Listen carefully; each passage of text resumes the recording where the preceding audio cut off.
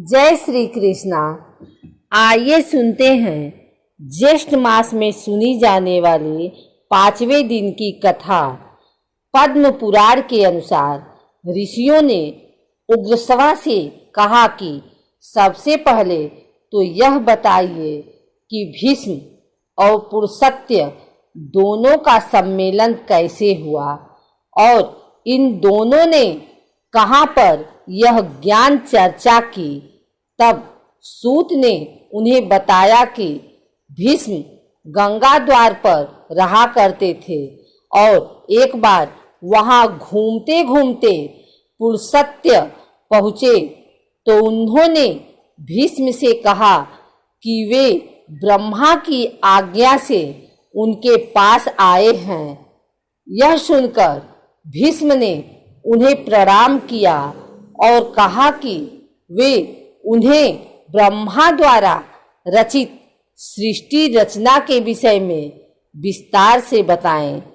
तब यह पद्म पुराण पुरुषत्य ने भीष्म को सुनाया और मैं आप लोगों को बताता हूँ। भीष्म ने पुरुषत्य से कहा कि आप सबसे पहले यह बताने की कृपा करें कि ब्रह्मा के मन में संसार रचने की भावना कैसे उत्पन्न हुई। यह सुनकर ऋषि भीष्म से बोले कि मनुष्य की सभी भाव शक्तियां ज्ञान गम्य और अचित्य है। ब्रह्मा की सृष्टि उनके ही उपचार से उत्पन्न मानी जाती है। ब्रह्मा तो नित्य हैं, किंतु फिर भी सृष्टि उनके ही उपचार से उत्पन्न मानी जाती है। ब्रह्मा का सबसे पहला काल परिमाण स्वरूप बताते हुए पुरुषत्य ऋषि ने कहा कि 60 घड़ी का मनुष्यों का एक दिन रात होता है। 15 दिन रात का एक पक्ष 2 होते हैं। शुक्ल और कृष्ण दोनों पक्षों का एक मास होता है। इसके उपरांत 6 मासों का एक अनय 2 होते हैं। उत्तरायण और दक्षिणायन इन दोनों अयनों का एक वर्ष होता है।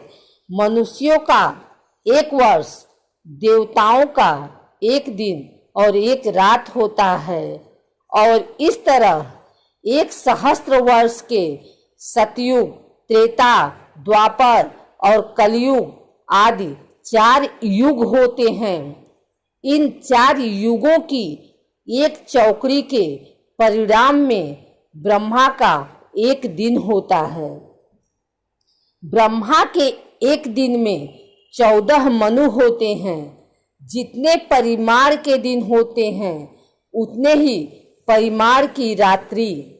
इस तरह 365 दिन और रात का उनका एक वर्ष होता है और ऐसे 500 वर्षों की उनकी अवस्था कही गई है। इस गणना से अब तक उनकी आयु का अभी एक ही वर्ष व्यतीत हुआ है।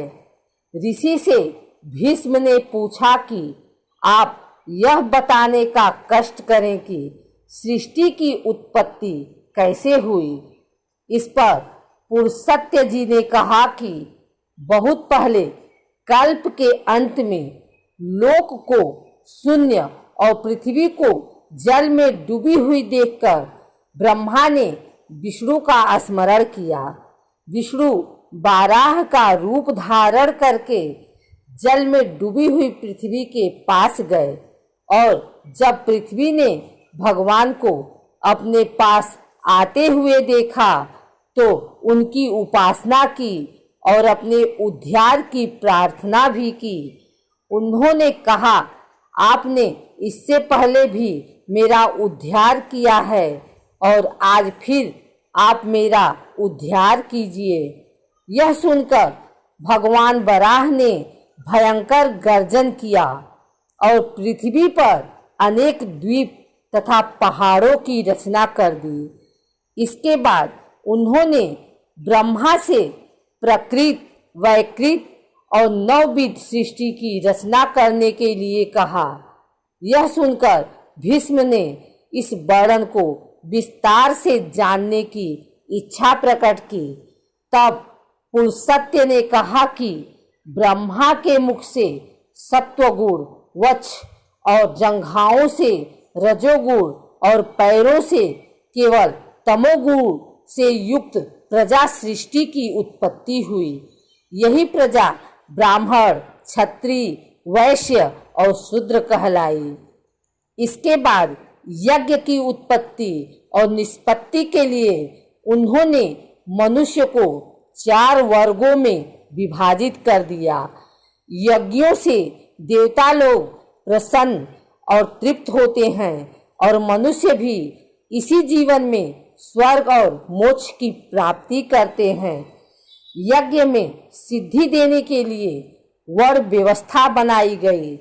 ब्रह्मा ने यज्ञादि कर्म करने की सृष्टि से सांसारिक व्यवस्था की और उसके बाद उत्तम रूप से निवास करने की सृष्टि की।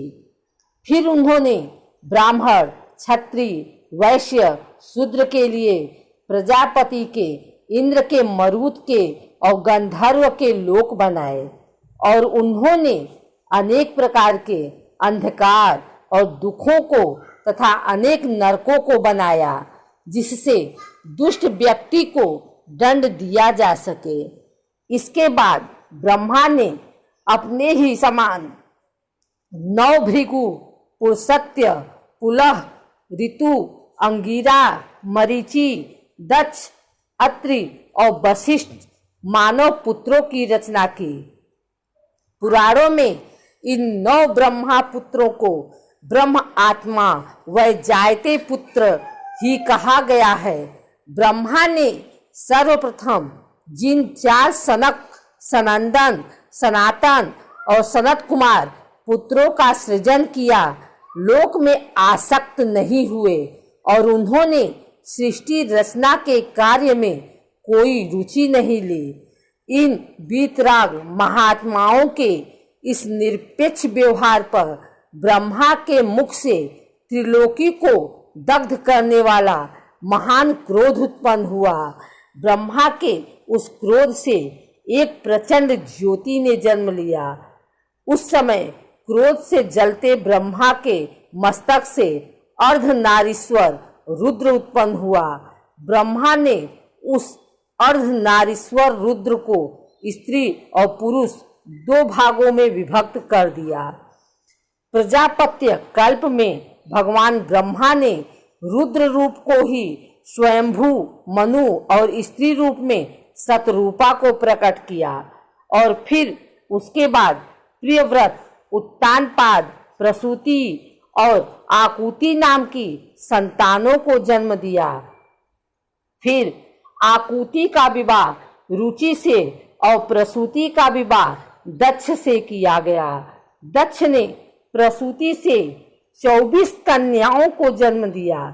इसके नाम श्रद्धा, लक्ष्मी, पुष्टि, धूति, तुष्टि, मेधा, क्रिया, बुद्धि, लज्जा, वपु, शांति, रिद्धि और कीर्ति है।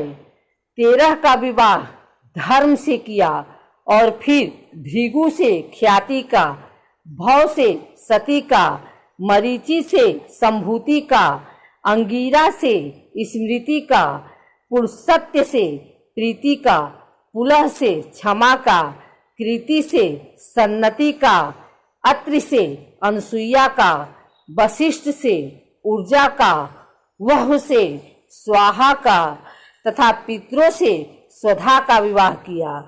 आगे आने वाली सृष्टि इन्हीं से विकसित हुई।